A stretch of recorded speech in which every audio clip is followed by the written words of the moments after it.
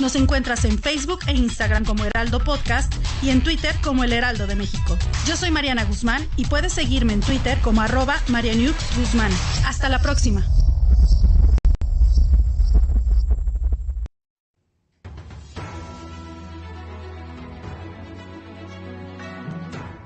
Broadcasting live from Houston, from the space city to the world. You are watching Now Media Television.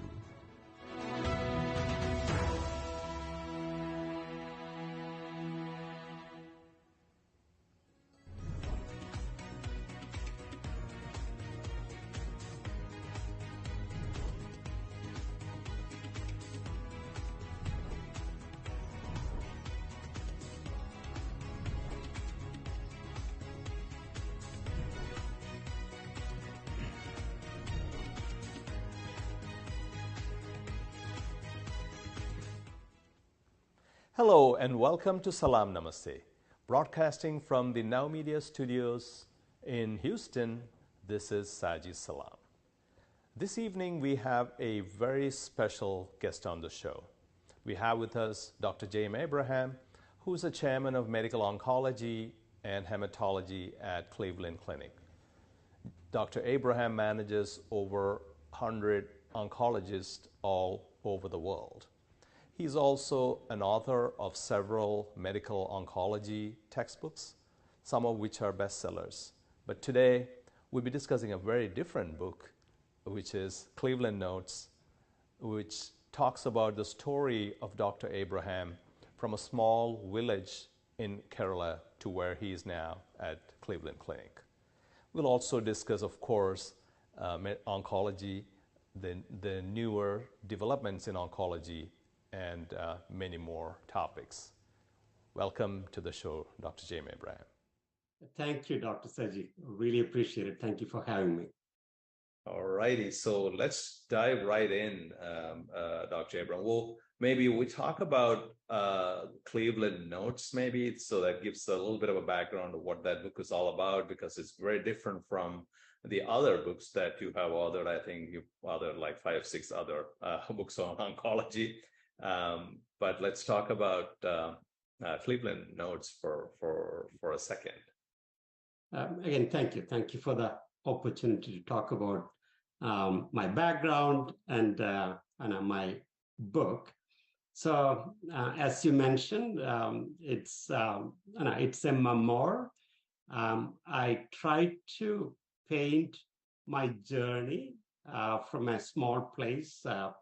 Or a beautiful state, Kerala, which is, of course, both of us are from the same beautiful tropical country, from a small village through med school to Delhi, to New York, and here in the US. So I tried to paint this journey at the same time, as all of us go through the imposter syndrome. Who are we really? And the identity crisis we go throughout our journey. Now today, when I'm sitting here in Cleveland, if I can say, one of the largest hospital systems in the world, and leading more than 100 hem-onc doctors from all over the world and well-trained and this and that, and then I'll keep asking, do I belong here? How did I get here?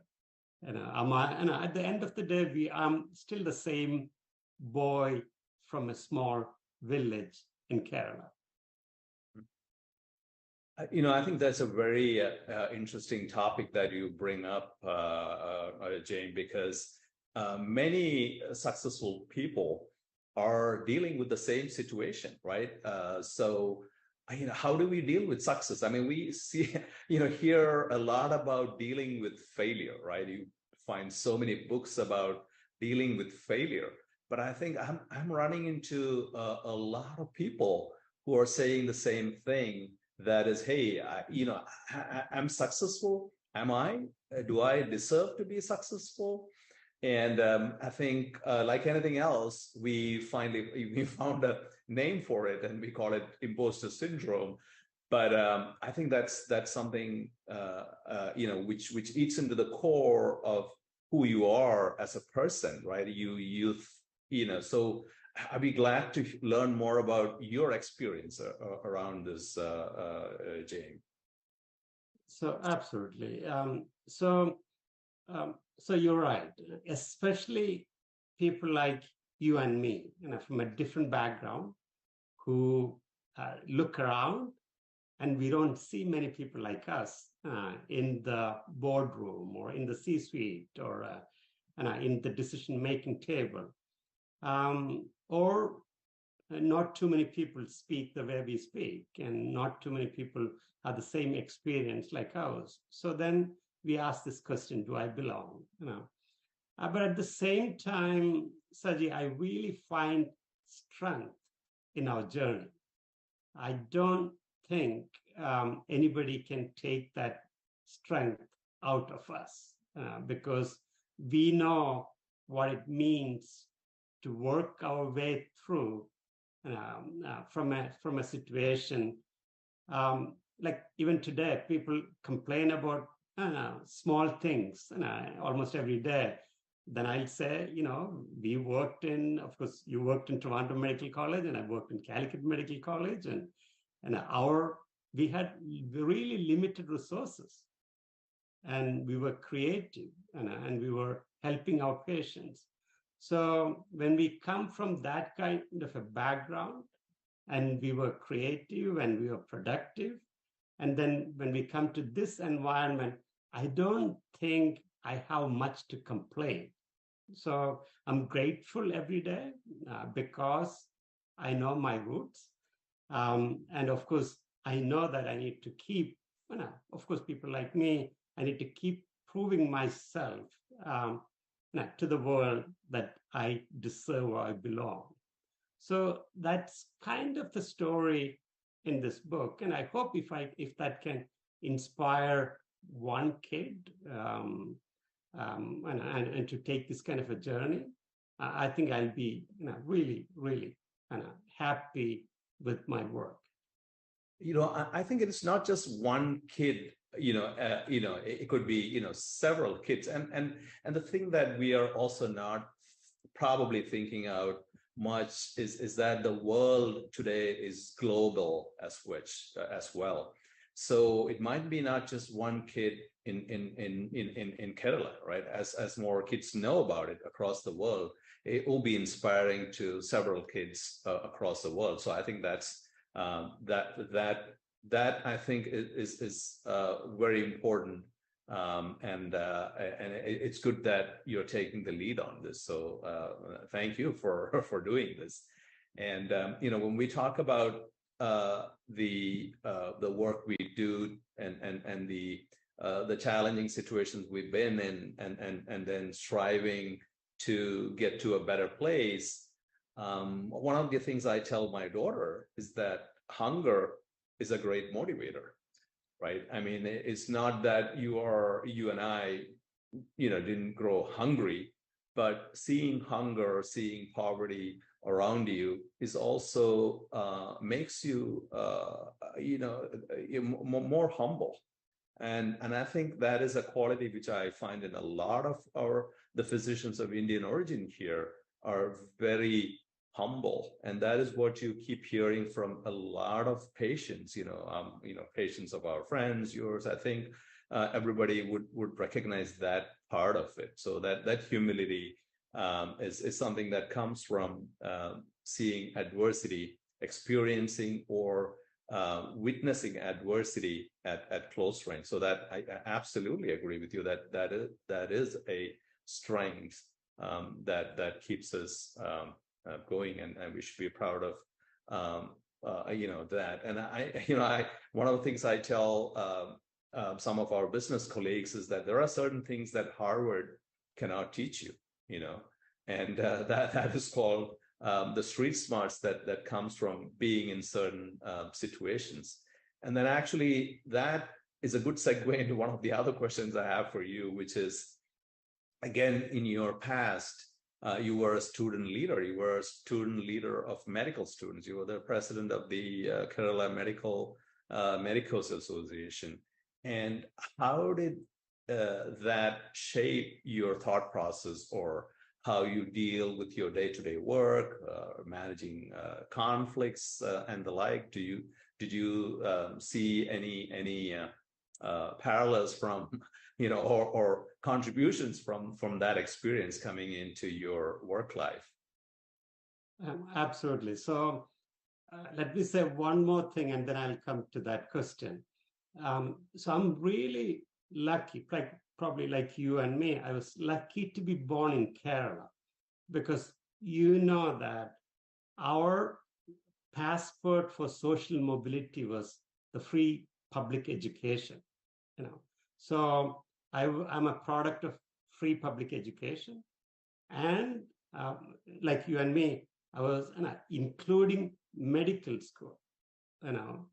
We got that completely free. So I think I'm really, really grateful for that free public education, which allowed us to have this social upward mobility. So as you mentioned, once we got into med school, and of course, we keep focusing on medicine and science and that part. But in addition, I was really attracted by the things happening outside the classroom. Of course, whatever the social responsibility or social awareness we had, kind of really driven me to respond to the social issues of that time, which can be directly related to med students or probably outside of the med students. So I always say that I learned more from outside the class than from inside the class. So what I learned from outside the class really, really is helping me to manage this large team in a complex organization. Yeah, I cannot agree more. And even in corporate America or anywhere in the world, ultimately, business and healthcare, everything is people centric, right? And so, if you ask me, the skills that one learns as outside the classroom, right, basically dealing with all kinds of people. And managing to work collaboratively with them is a great skill set, which, like I said before, Harvard cannot impart that, right? And so I think it's a great point, Jame, and I can see that being a big driver in how you manage this large team. So coming off from the book, let's jump a little bit into the science and medicine, though I would want to talk a little bit about what is emerging in the field of oncology. There's so much going on, and what are your thoughts about about what's emerging in oncology these days? Sure. So in the book, almost half of my book is kind of really focusing on number of patients' journey. So Saji, as you know, cancer is one of the toughest diagnoses. Once you get a diagnosis of cancer, it changes that person's life, that family's life, and the community around that person's life. So there's a huge emotional component in addition to what's happening with actual diagnosis. So as all of us know, there are 4 major illnesses which can potentially get us at the end. It could be a cardiovascular disease or cancer or neurodegenerative disease like Alzheimer's or some kind of memory issues or metabolic syndrome. These are the 4 major killers of our time, especially in the Western world. And of course, that's kind of emerging as in India and China and other parts of Africa. So in the past, let's just say 30 or 40 years of investment in cancer has really transformed cancer care. As you know, in the past, cancer treatment depends on probably three things: the surgery, removing the tumor, or radiation, and then chemo or cytotoxic medicine. As a medical oncologist, that's what I focus. So in the past, the chemotherapy means it's almost like a poison. It kills the cells, which could be, of course, it kills the cancer cells more, but it kills the normal cells too. So almost like an indiscriminate killing of the cells. But in the past 20 or 30 years of really a better understanding of the biology of the cancer is helping us to understand what's driving the tumor. Now, what's turning this on? What's the switch? How we can turn that off. So that has led to the development of number of targeted treatment, the treatments which are targeting what's driving the cancer. And then we can turn that off. So that's a major change which is happening in the field of cancer. So in terms of the new trends or these emerging technologies in cancer, how is that all that you just said translating to real time, for a patient today who is diagnosed with cancer? How does that translate in terms of action? What do they see? Are they seeing these changes come to the hospital yet, or a lot of these still in the research labs at this point?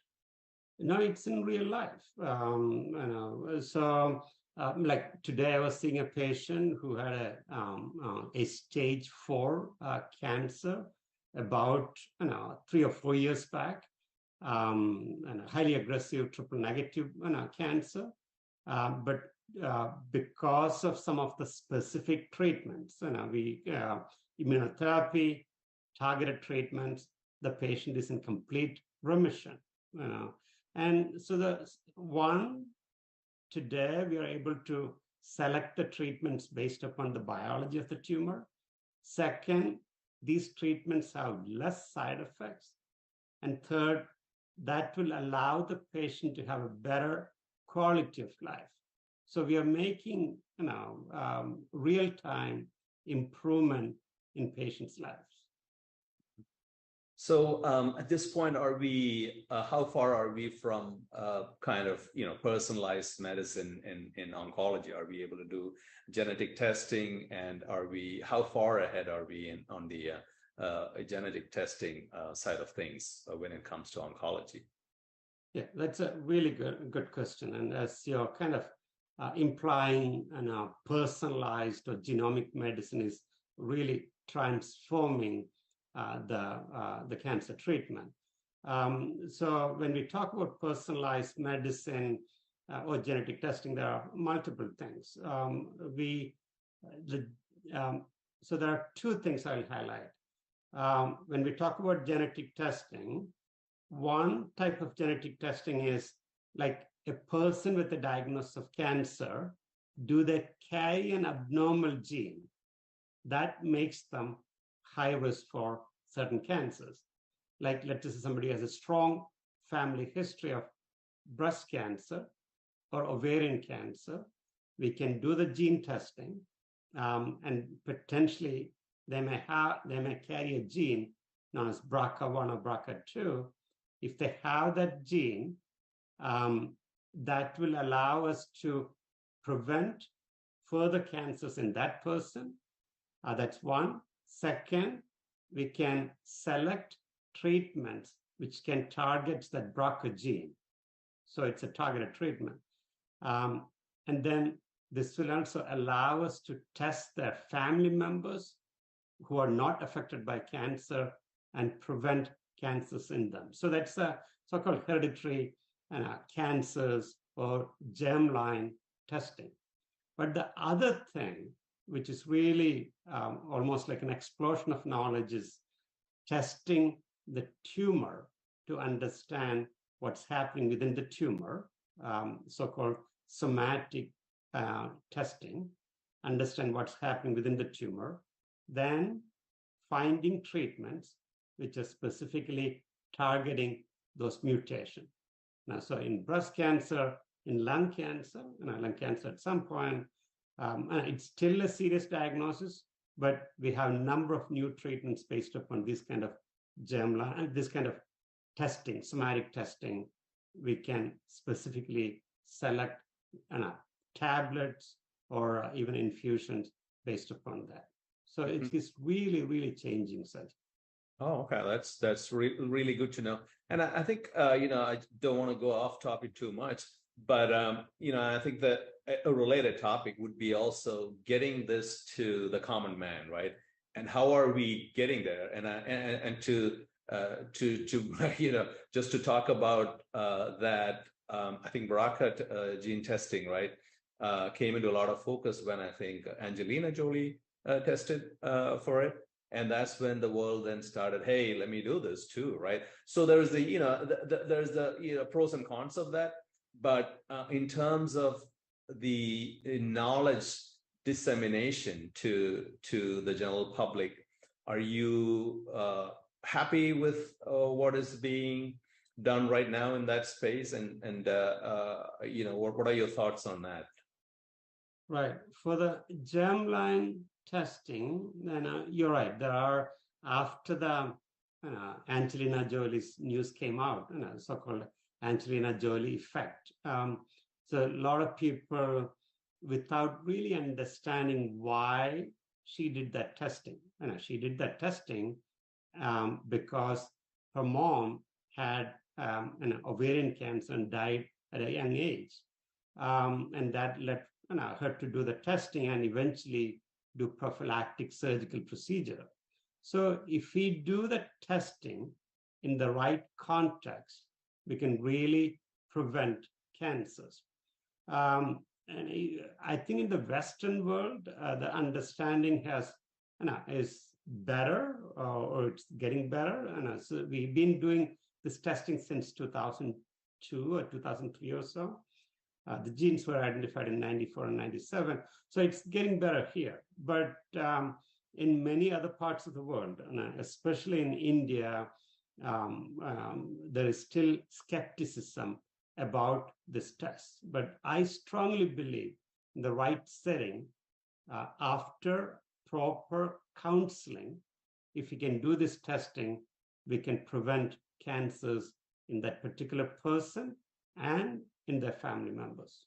I don't know if in places like India is the financial constraint the challenge, or is just the knowledge constraint the challenge? What do you think? Probably both. So when and then the society factors. So when I talk to my colleagues and they say, a lot of time people are not keen about doing it because they don't want that particular person or family is branded as having an abnormal gene, and that may prevent marriage and other family issues. And so there is a social stigma still associated with some of this testing and decision making. Oh, interesting perspective there. A related new development that we keep hearing a lot about is immunotherapy, and so for our viewers, could you break it down for them in a language they would understand as to what is immunotherapy and what's going on in that space? Right. So immunotherapy is another new frontier. So we've been talking about immunotherapy for the last 100 years. So let's just say somebody gets an infection or a cut in their body.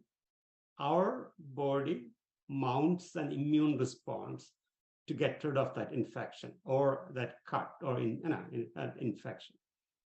Then for the last 100 years, scientists keep asking the question, why, when somebody has a large tumor in their liver or lung, why the body is not rejecting or trying to get rid of that foreign body because it's a completely alien thing in their liver.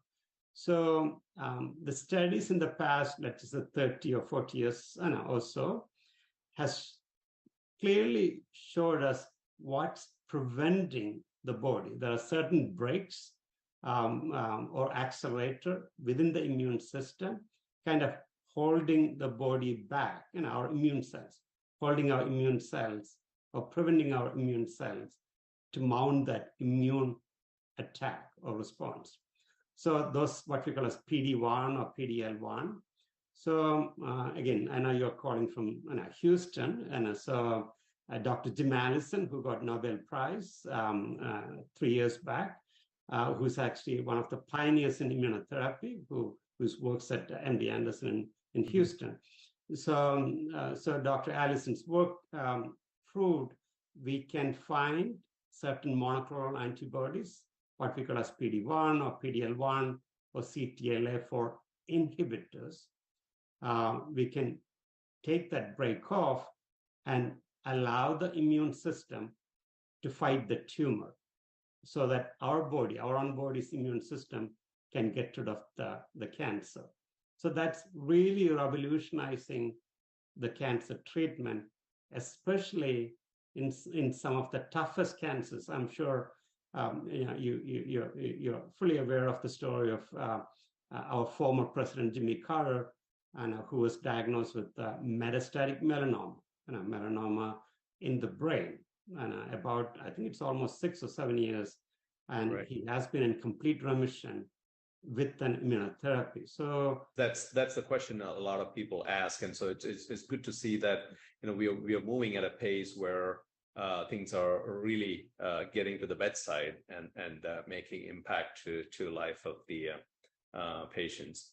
So now, let me talk a little bit about the mindset with cancer, right? There's a whole bunch of things there. I know that you've talked about the role of the cancer survivors and their thought process and basically everything outside of the curative aspect, right? The treatment aspect, but there's the mindset around it. So could we talk a little bit about the mindset in dealing with cancer?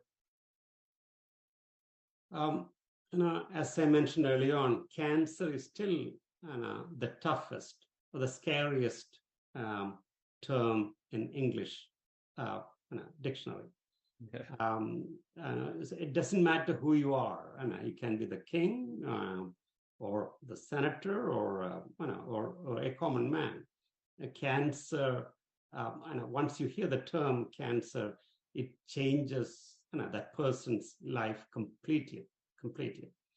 So as a cancer doctor, one of my really important role is to be completely aware of that fact. I always tell my students and my trainees who spend time with me, I always tell them the most important thing when we walk into a patient's room, and a couple of things. One, know who that person is. It's not a stage 2 breast cancer. It's not a person with stage 4 lung cancer. It's a mother or a dad or a husband who is worried about what's happening with them today and what's going to happen to them tomorrow. So try to know them, understand their fears, understand their concerns as a person. That's the number one thing. And number two, I always tell my students, be present, try to be present in that moment, and make sure you listen to them and you connect with them in a human level. I think that's really important to build that fundamental trust. Once you build that fundamental trust, Saji, they will allow you to enter into their life, and that's a privilege. I never take that as that's an expectation. That's a privilege. And that will help you really. I'm going to use this term, to heal them. As you know, your role as a doctor is not just to prescribe medicine and cure that cancer. Your role is really heal them. Healing takes the whole mind and body. Of course, I'm sure you know that I trained at National Cancer Institute and National Institute of Health, and I'm at Cleveland Clinic. But still, the most important thing is to really take care of that patient as a complete human being with fears and hopes and desires. And yeah, I think that's a great training that you're providing to physicians who are coming into oncology. And my question my follow-up question is, how would what should a patient who is diagnosed with cancer be expecting, be getting prepared for? How do you break this to a patient, and how do you guide them along the process?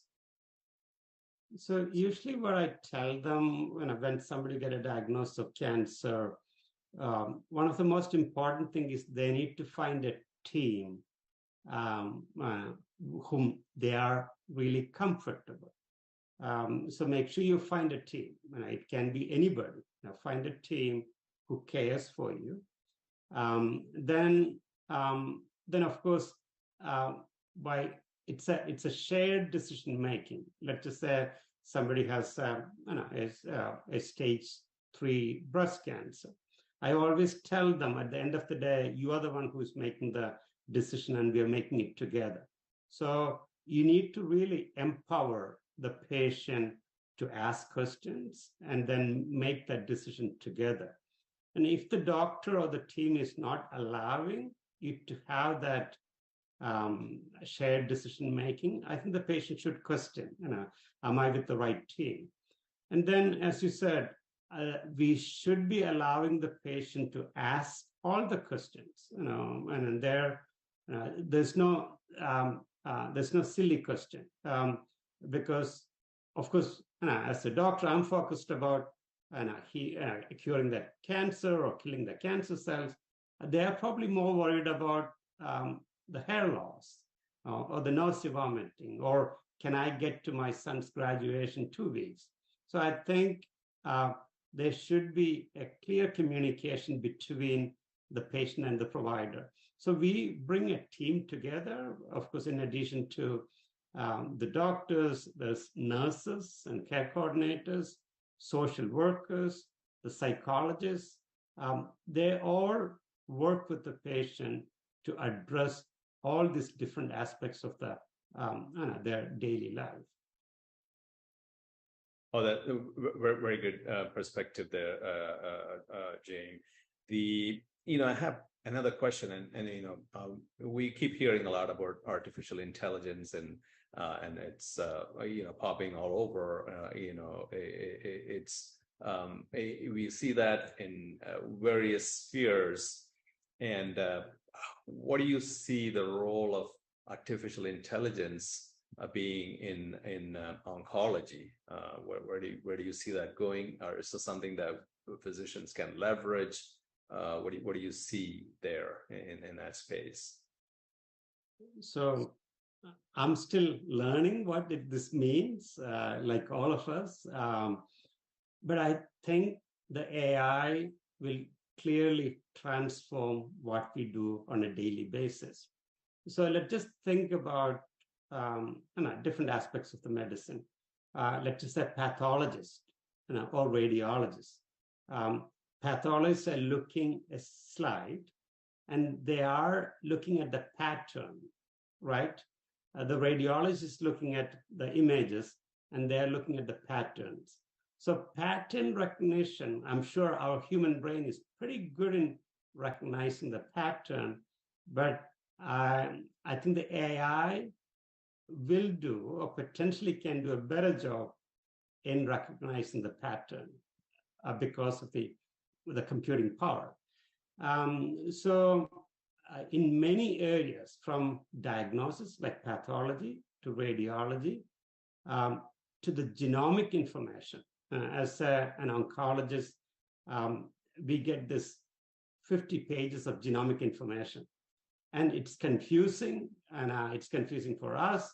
I can't imagine how confusing it can be in a person who is in a general oncology, community oncology practice. So I think the AI will help us to filter through noises and identify the pattern and point us to the right direction. So that's probably, if I can say, one thing which can potentially happen really soon. I don't think it's something which is going to, we need to wait for years. It can happen, potentially happen in a year or two. Right. So that. Mm-hmm. And maybe a physician can see more patients because now AI is giving that a primary opinion, and then, so maybe there are ways to improve productivity of physicians based on such leveraging such technology. So I think I agree that that's one area where there can be a quick progress made in healthcare. So let me get back to your book again, and so I would like to close with that question as to for anybody or listening to you in a village far away, a youngster, what is an aspiring physician, maybe, what is your message to that person who is listening to this now? So again, I don't know if I have that wisdom to give them a message, but I'll say dream big. I do your future, it's all depending upon how big you're willing to dream. So dream big. Of course, you're going to fail multiple times, but willing to pay the price for this big dreams. So that's really important. And the second thing is, I always say this, you have to believe in yourself. There's nobody else is going to believe in you if you don't believe in yourself. And then, of course, luck is a major factor, Saji.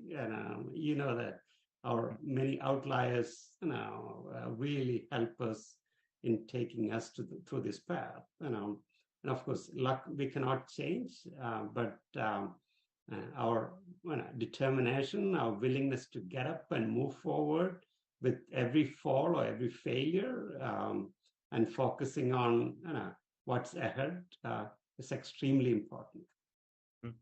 Well, thanks for that inspiring message, and thanks for coming on the show. So once again, thank you, Dr. Jame Abraham, and we'll speak soon. Thank you, Saji. Really appreciate it. Thank you. All right.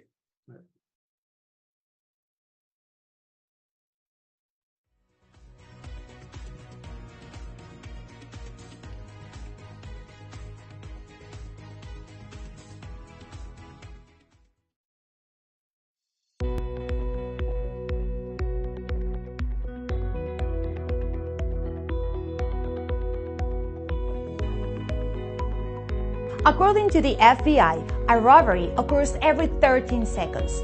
Homes and businesses without a reliable security system are 300% more likely to be burglarized. Alert 360 provides custom-tailored rock-solid security solutions to residential and commercial customers. Whether it's home security, fire and carbon monoxide detection, flood protection, connected senior care, managed video surveillance solutions, 24/7 alarm monitoring, and life safety, Alert 360 is your ideal solution. In addition, Alert 360 has smart home and business integrations like access control and video shield for a complete peace of mind, protecting what matters the most and reducing energy costs with our top-of-the-line automatic scheduling functions. Alert 360 offers security services discounts to military personnel, veterans, first responders, educators, and hospital personnel. Don't be a victim. Take a strong step today. Call Rosana Torres at 832-863-8574 for your free consultation. Bienvenidos a Legal Talk con Natalia, donde profundizaremos en el mundo del derecho y la mediación para empoderarte con conocimiento y comprensión. Nuestra meta es ayudarte sobre aspectos legales de diversas situaciones y guiarte a tomar decisiones informadas que puedan impactar positivamente tu vida. A lo largo de nuestros segmentos contaremos con expertos invitados, incluyendo abogados, mediadores y académicos, donde compartiremos sus perspectivas y responderemos a tus preguntas. Recuerda, el conocimiento es poder. Y juntos podemos cambiar vidas para mejorar y entender cómo funciona el derecho. Así que marca tu calendario, pon recordatorios y sé parte de nuestra comunidad informada. No olvides vernos cada miércoles a las 5 p.m. en Legal Talk con Natalia a través del canal 21.10 en Houston y en las redes sociales y plataformas digitales de Now Media Televisión. The best bilingual news, business talk, and technology content 24 hours a day, 7 days a week. You are watching Now Media Television, the first bilingual media network in the United States. Así debe de ser, siempre sencillo, las cuestiones de economía, finanzas y negocios explicados con peras y manzanas en torno al dinero, lunes a viernes, 10 de la mañana. Now Media, ahí nos vemos. Bienvenidos esta mañana.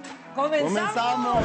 Esta mañana te vamos a mantener bien informado. Esta mañana, juntos, nos vamos a divertir. ¿Quieres saber por qué? Eso. Tanto el odio puede hacer que la gente tome acción como la inspiración. Tenemos música. Tenemos a Nistro que nos viene con este gran oficio. Con el sonidero. Esa muchacha en mi cuatalla. Y esta mañana va a estar espectacular. Siempre he querido ser exótico. Todas las maldades son distintas, no hay dos maldades iguales. Desde los 15 años hice teatro, entonces justo con este personaje pues fue la primera vez que me tocó aplicar todo lo que sé hacer. Todo cambió. Esta mañana te presentamos las historias más emocionantes. Me encantan sus entrevistas, que sean periodistas de a de veras y no que pregunten mamarrachadas. Esta mañana, de lunes a viernes, en punto de las 9 por el canal 8. ¡Qué bárbaro!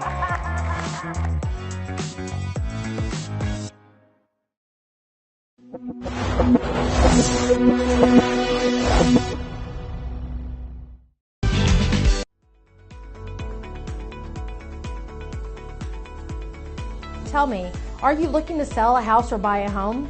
Hi, I'm Michelle Briggs, and your real estate needs are my priority. With over 2 decades worth of experience within the real estate industry, I know I can help. Whether you're selling a house and moving on to the next chapter or buying a home to create generational wealth for your family, I am the realtor for you. Call me now at 713-256-5465 and let me handle all of your real estate needs.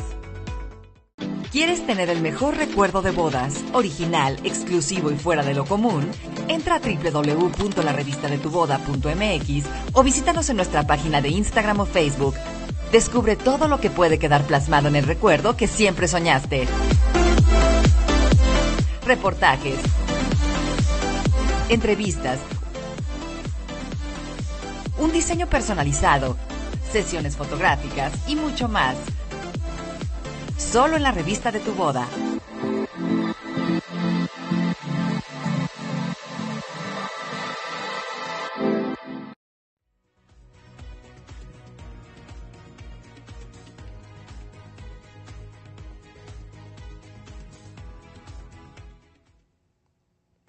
Welcome back.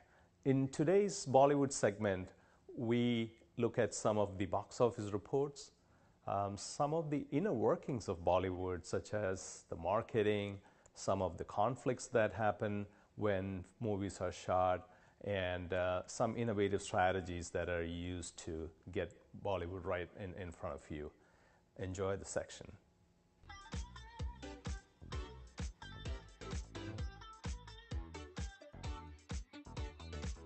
The Karan Johar-produced film Yodha will clash at the box office with the Sri Ram Raghavan directed film Merry Christmas, and a statement by Karan about the clash had the social media in a tizzy. Karan had specifically mentioned that filmmakers should talk to each other and should not pitch their films opposite other movies, as it can cannibalize the box office collection. While history has proved that clashes do affect the box office, there have been times when both films have really done well despite the clash.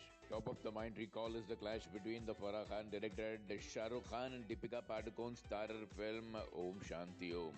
Clashed with the Sanjay Leela Bhansali directed film Savarya, which marked the debut of Ranbir Kapoor and Sonam Kapoor. Interestingly, Salman Khan, who had a longer cameo in Savarya, had a shorter cameo in Om Shanti Om in a dance number in these films, which released in 2007. Om Shanti Om was a hit and Savarya was a flop. 2008 saw two different films, Fashion directed by Madhur Bhandarkar clashing with the Rohit Shetty directed film Golmaal Returns. While the Ajay Devgan starrer Golmaal Returns had a better returns, the Priyanka Chopra and Kangana Ranaut starrer Fashion did well too. Fashion also went on to win national awards for the actresses Priyanka Chopra and Kangana Ranaut. The different genres of the film helped both the films do well. Incidentally, Karan Johar's film in 1998, Kuch Kuch Hota Hai, starring Shah Rukh Khan, Kajol and Rani Mukherjee, clashed with the Amitabh Bachchan and Govinda film Bade Miyan Chote Miyan.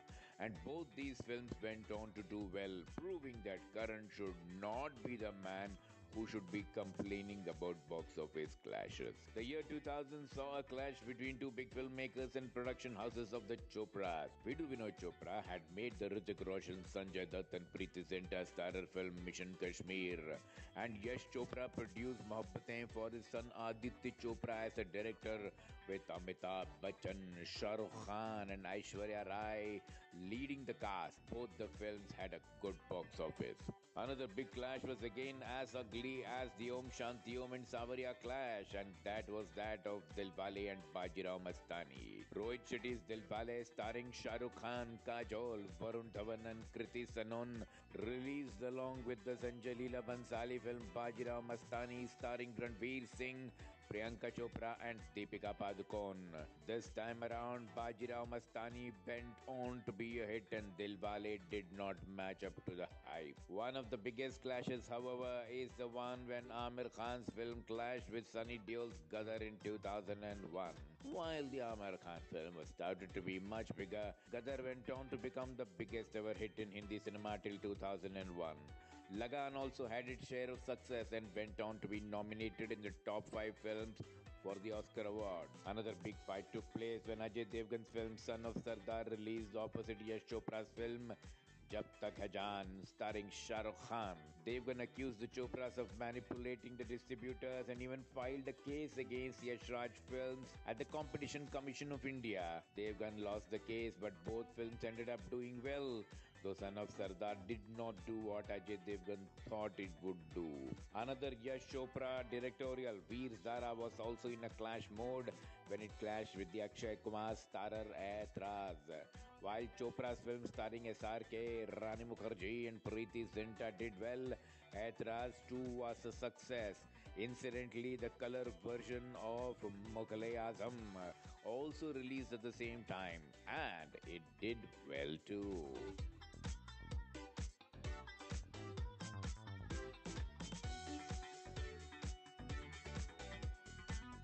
Every year, thousands of films are announced, but only a few make it through the end and see the light of day.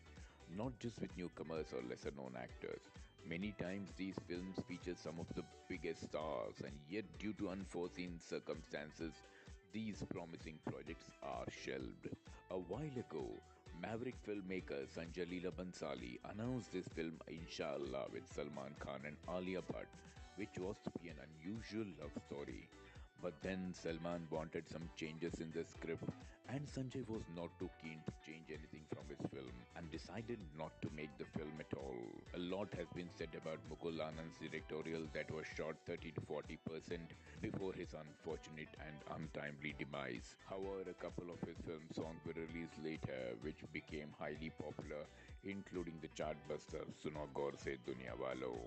Starring Sanjay Dutt, Salman Khan, Ravina Tandon and Shilpa Shetty, thus was supposed to mark the debut of Rahul Dev, who later made it to the big screen with the Sunny Deol starrer 2000 film Champion.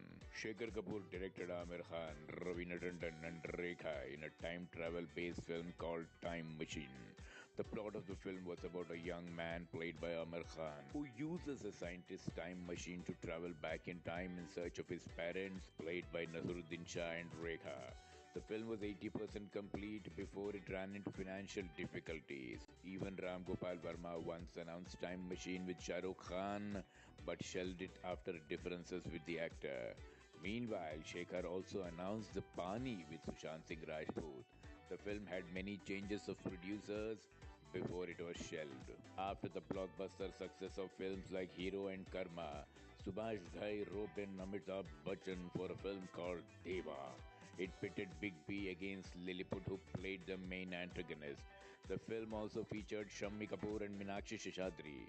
Ghai had shot a few action scenes and a song featuring Bachchan and Kapoor. However, 2 weeks into the production, the film was shelved. It was said that Amitabh Bachchan and Subhash Ghai had a lot of creative differences and couldn't align themselves with each other's working style, which led to an eventual fallout. Starring Jackie Shroff, Govinda, Salman Khan and Manisha Koirala, Raju Rajaram was supposed to be a comedy directed by David Dhawan. It was produced by Jackie, who confirmed that the film was facing rough weather because of dates, and that was the reason why the film never took off. Also, Jackie ran into some financial difficulties after that, and the film was shelved. An adaptation of the hit Indian epic Chandrakanta, Talisman featured Amitabh Bachchan in the lead role and was supposed to be directed by Ram Madhvani of Neerja and Arya fame. While the film was eventually shelved, a 1.5-minute teaser was released featuring Amitabh Bachchan in a mystical avatar. Back in 2007, Amitabh Bachchan and Johnny Depp were roped in to star together in Meera Nair's film Shantaram. The gangster drama was eventually shelved due to several reasons. Another Bachchan film that was to star Amitabh and Madhuri Dixit together called Shanak was also shelved. Bachchan was also to star in the sequel to Aankhein called Aankhein 2, but that film underwent many problems and then Bachchan also dropped out of it. Amitabh Bachchan, Madhuri Dixit and Aamir Khan were to come together for an Indra Kumar film called Rishta, but the film was shelved after the Mahurat. Karan Johar too had put 2 of his films on hold.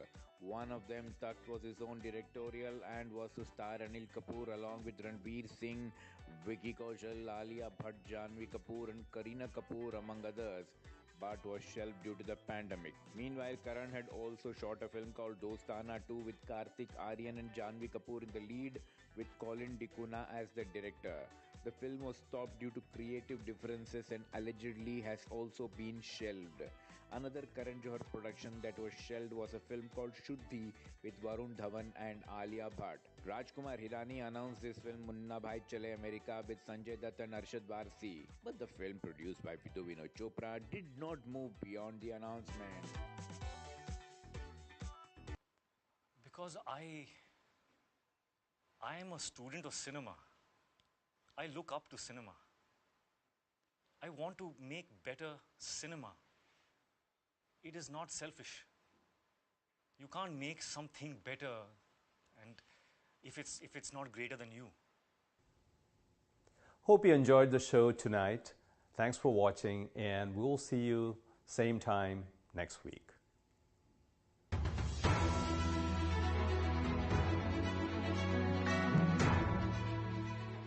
This has been a Now Media Television feature presentation. All rights reserved.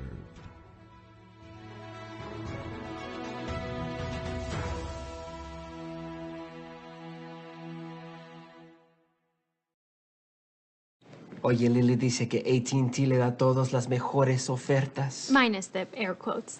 Las mejores ofertas. No need to wink. Others say they give everyone a deal, but not everyone gets the best deal. Te lo dije, aquí las mejores ofertas son para todos con una variedad de planes. You were right.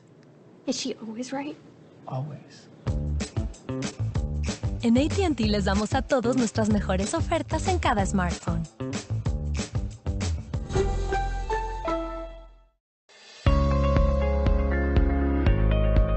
Hey, are you a small business owner that's struggling to double or triple your revenue and profits? My name is Michael Rager. I'm your business guide with Teach Your Business to Fish.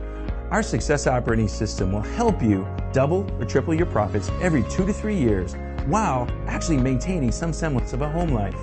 Call us at 713-201-5559 and we'll help you become a real success.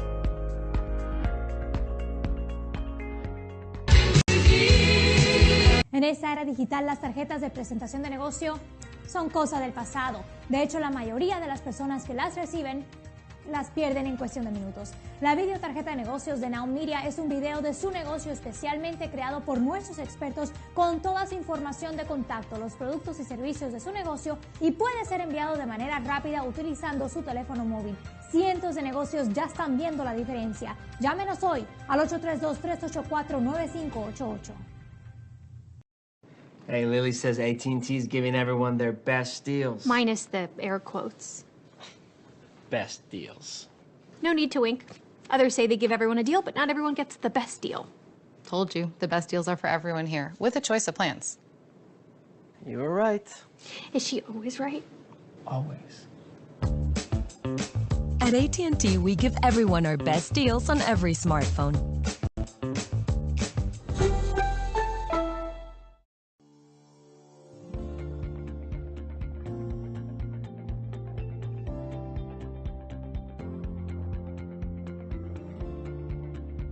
Hello, my name is Charles Sanders, and I'm a personal injury attorney with the Rose Sanders Law Firm, based in Texas and with offices in Houston, Dallas, McAllen, and El Paso. We assist individuals throughout the entire state who have suffered harm due to the negligence of another person. With my experience as an insurance adjuster, I understand and I know exactly how to counter the strategies employed by insurance companies, and I'm bringing this knowledge to you. We handle a wide variety of situations, ranging from car accidents to defamation and unsafe property conditions. We are here to provide support and legal representation at no cost to you. Call us today at 713-221-3773.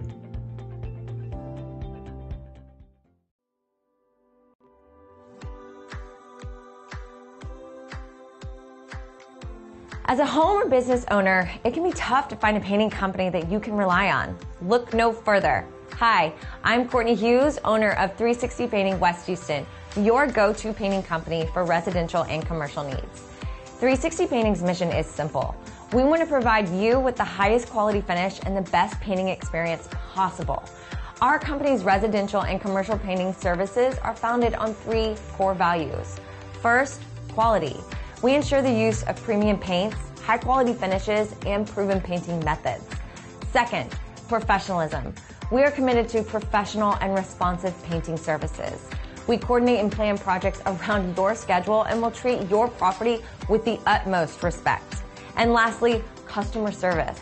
Your satisfaction is our #1 priority. So before laying a single brushstroke, we will make sure that we understand your vision for your home or office, and we'll do all that we can to paint that vision into reality. We strive to complete every project to your specifications, and we ensure professional, accountable, and reliable service from the first brushstroke to the last. So the next time that you need your home or business painted, give us a call for your free estimate at 713-829-1581. En esta era digital, las tarjetas de presentación de negocio son cosa del pasado. De hecho, la mayoría de las personas que las reciben las pierden en cuestión de minutos. La videotarjeta de negocios de Now Media es un video de su negocio especialmente creado por nuestros expertos con toda su información de contacto, los productos y servicios de su negocio y puede ser enviado de manera rápida utilizando su teléfono móvil. Cientos de negocios ya están viendo la diferencia. Llámenos hoy al 832-384-9588.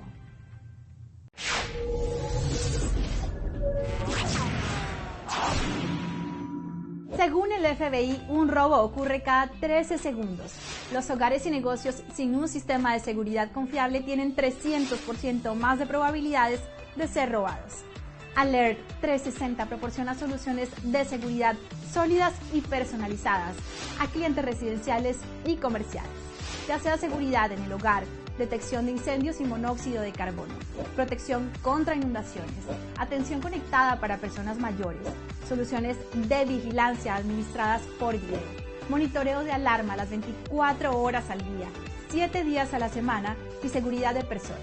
Alert 360 es su solución ideal. Además, Alert 360 tiene integraciones inteligentes para el hogar y el negocio, para una total tranquilidad, protegiendo lo más importante y reduciendo los costos de energía con nuestras funciones de programación automática de primera línea. Alert 360 ofrece descuentos en servicios de seguridad a personal militar, veteranos, primeros respondientes, educadores y personal hospitalario.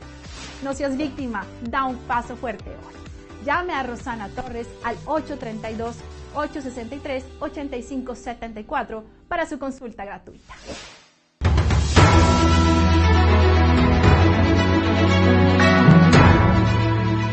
En vivo desde Houston, la ciudad espacial.